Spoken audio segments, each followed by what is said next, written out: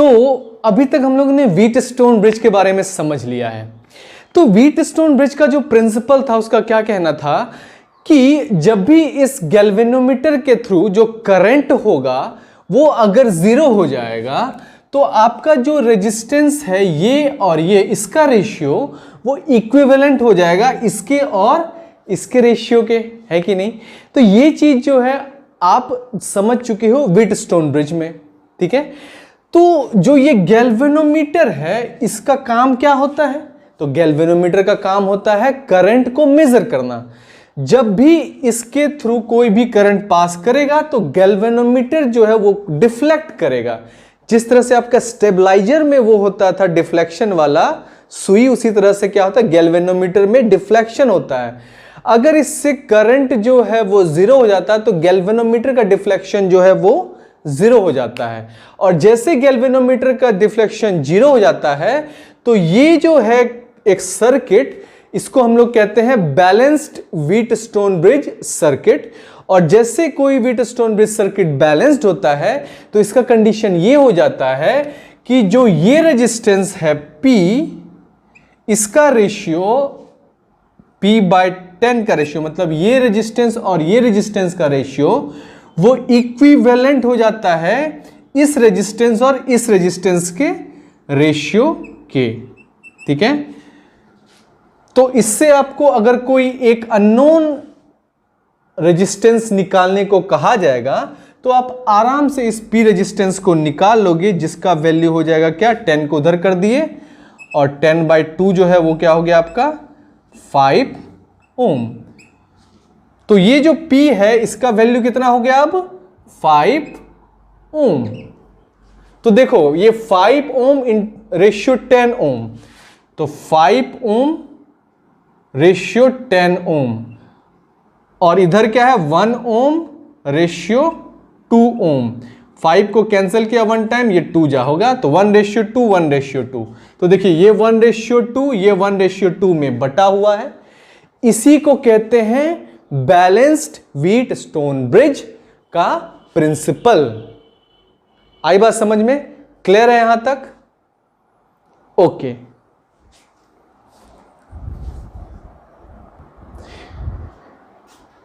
तो अब next question ये आता है कि ये जो गैल्वेनोमीटर है इसमें जो करंट आई है वो जीरो कैसे होगा।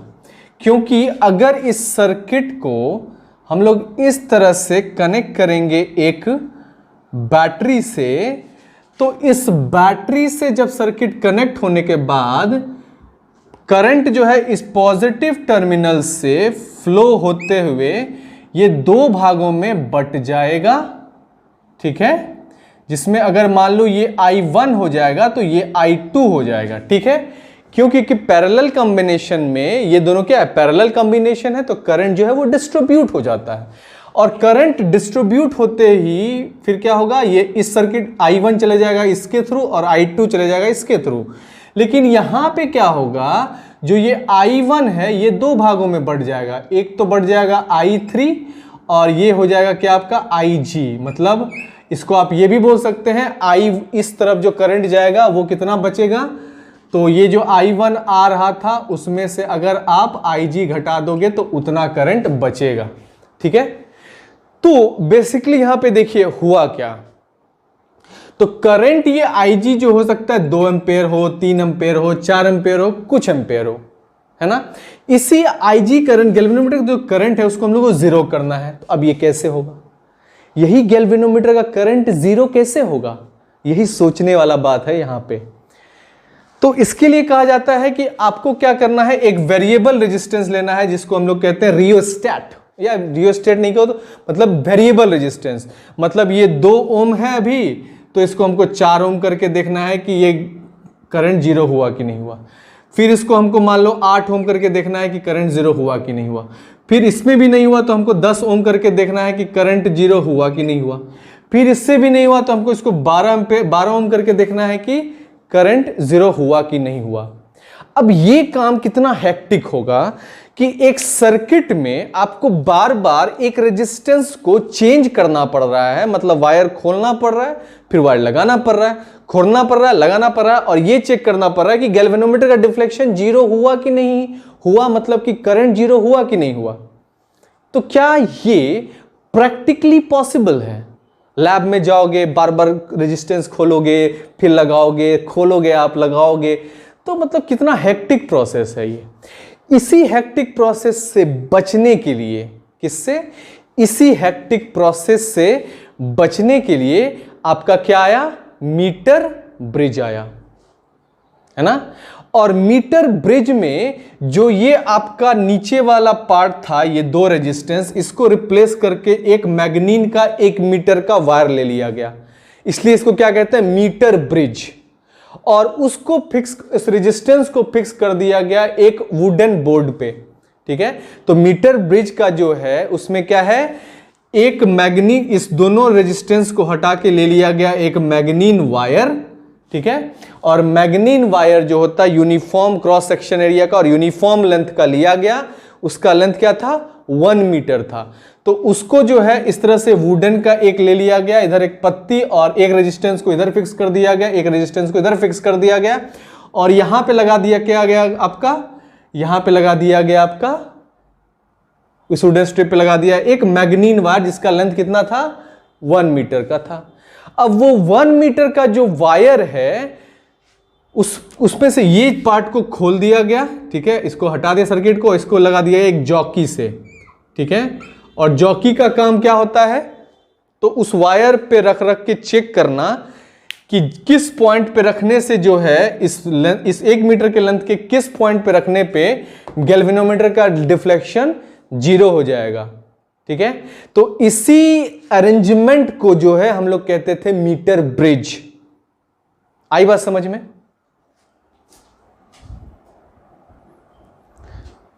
तो इसलिए जो मीटर ब्रिज होता है उसमें हम लोग क्या करते हैं? नीचे वाले रेजिस्टेंस को हटा के 1 मीटर का, कितने मीटर का? 1 मीटर लेंथ का, ये मीटर स्केल है जिसपे हम लोग नापेंगे इसको। तो मीटर स्केल पे जो है 1 मीटर स्केल पे हम लोग क्या करते हैं? एक मैग्नीन का 1 मीटर के लेंथ का वायर लगा देते हैं, और जो गैल्वेनोमीटर का खोल के ये जॉकी से कनेक्ट करके जो है इसको टच कराना है, कभी यहां पे, कभी यहां पे, कभी यहां पे, कभी यहां पे, कभी यहां पे। जिस पॉइंट पे आपका जो है ये करंट I इक्वल टू क्या हो जाएगा? 0 हो जाएगा, ठीक है। वही पॉइंट जो है उसको हम लोग यहां से यहां तक मेजर कर लेंगे। अगर उसका लेंथ L है, अगर यहां से यहां तक का पॉइंट का लेंथ जो है L है, तो ये पूरा कितना हो जाएगा आपका? 1 मीटर माइनस L। 1 मीटर मतलब क्या होता है? 100 सेंटीमीटर। तो या तो आप लिख लोगे क्या? 1 मीटर में से अगर हम इतना लेंथ को माइनस कर दें, मतलब ये जो है 0.8 मीटर है, तो 1 माइनस 0.8 मीटर कर देंगे, तो इसलिए 1 मीटर माइनस L जो है ये बचा हुआ लेंथ है। और इसी पॉइंट को, यही जो लेंथ है, इसी को हम लोग क्या कहते हैं? Balancing length. क्या कहते हैं? Balancing length. तो ये जो पॉइंट है, जो 100 मीटर में जो हम लोग 1 मीटर में या 100 सेंटीमीटर में जो हम लोग ये लेंथ घटा दिए, तो जो लेंथ है उसी को हम लोग बैलेंसिंग लेंथ कहते हैं। क्या कहते हैं? बैलेंसिंग लेंथ कहते हैं। आई बात समझ में? और जो बैलेंसिंग लेंथ होता है आपका, वो क्या होता है? जहां पे ये गैल्वेनोमीटर का डिफ्लेक्शन 0 शो करेगा। और जैसे गैल्वेनोमीटर का डिफ्लेक्शन 0 शो किया, मतलब करंट आपका 0 हो गया। और जैसे करंट 0 हुआ तो आपका ये ब्रिज जो है ये बैलेंस्ड हो जाएगा, है ना। और जैसे ब्रिज बैलेंस्ड हो जाएगा तो यहां पे क्या है? व्हीटस्टोन ब्रिज का कंसेप्ट आ जाएगा क्या? तो P बाय Q का रेशियो वो किसके इक्वल होता था? इधर R होता था, इधर S होता था, है ना। लेकिन अब ये रिप्लेस हो गया किससे? तो ये रिप्लेस हो गया, इसी 1 मीटर को हम लोग क्या लिख सकते हैं? 100 सेंटीमीटर भी लिख सकते हैं, और माइनस L। तो यही जो है रिप्लेस हो जाए किससे? R रिप्लेस हो जाएगा आपका L से, और S रिप्लेस हो जाएगा आपका किससे? तो 100 सेंटीमीटर माइनस L से, ठीक है। तो यही हो गया क्या आपका मीटर ब्रिज का इक्वेशन। क्या हो गया ये मीटर ब्रिज का इक्वेशन। तो बेसिकली जो ये कैसे आया, यही चीज को समझना है। तो ये जो वायर है आपका किसका, मैग्नीन का। मैग्नीन का वायर क्या, उसमें रेजिस्टेंस होता है, और चूंकि क्या है एक ही वायर है तो इसका क्रॉस सेक्शन, मतलब एक ही वायर है तो इसका क्या क्रॉस सेक्शन एरिया होगा कुछ, तो सेम ही क्रॉस सेक्शन एरिया होगा। यूनिफॉर्म लेंथ का है, मतलब ये 100 सेंटीमीटर का है ना, तो उसमें से इतना तक, ये अगर बैलेंस इतना पार्ट हट गया L में तो उधर बचा 100 माइनस L। लेकिन अब इसमें क्या है, अब इस वायर में क्या होता है, हर एक वायर में रेजिस्टेंस होता है ना कुछ, तो ये मैग्नीन का वायर इसलिए लगा क्योंकि इसमें रेजिस्टेंस है। तो इसलिए देखिए P/Q जो होता है आपका, P/Q जो होगा ये क्या हो जाएगा, रेजिस्टेंस जो यहां से यहां तक के लेंथ का है RL का है, और फिर रेजिस्टेंस किसका, तो यहां से यहां तक का जो वायर है उसका, तो R 100 माइनस L। ठीक है, अब एक बहुत इंपॉर्टेंट सा फॉर्मूला याद कर लो, क्या था, तो एक बहुत इंपॉर्टेंट सा फॉर्मूला था आपका, R is equal to rho L by A, यही था, है ना। ठीक है, आई बात समझ में। अब यहां पे क्या है, चूंकि मटेरियल एक ही है, सेम मटेरियल है, यहां से यहां तक का मटेरियल सेम है, तो रेजिस्टिविटी जो है सेम होगा।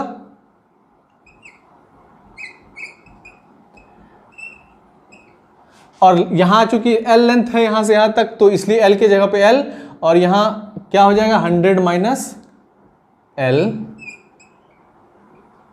ठीक है, और चूंकि एक ही वायर है तो इसका क्रॉस सेक्शन इस कंडीशन में, एरिया ऑफ क्रॉस सेक्शन इस कंडीशन में, मतलब इस लेंथ में सेम ही होगा जो आपका एरिया ऑफ क्रॉस सेक्शन इस वाले कंडीशन में होगा।